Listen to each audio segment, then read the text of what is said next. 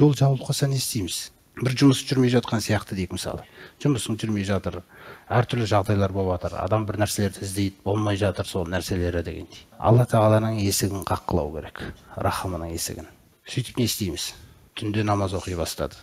Не істеп жатсың? Бір есігін қағып жатсың. Алла тағала тағы не бере аласың деп отыр. Ертең барасында садақа бересің біреуге. Тағы қай есігін қағасың? Ол таңдайды неше рет қағуыңды. Біз осы нәрсеге дейін көну керек бізді. Бүгіннен бастап Раббым үшін ашуланбаймын. Сізге керек қой. Керек нәрсеңді сұра. Саған бергенде саған басқаша бергісі келеді кейде. Олар түсінбейді ештеңені. Ал сен сол сұрауың арқылы сен өзіне қарай жақындатқысы келеді. Өйткені сенің қағып жатқаның ұнайды оған.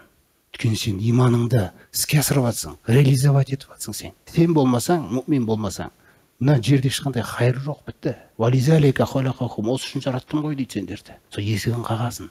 Ол болмай жатыр ма? Астағфирулланы айт деп еді пайғамбарымыз. Астағфирулланы 100 рет айтасыз. Нәпіл ораза ұстап еді, ұстайшы.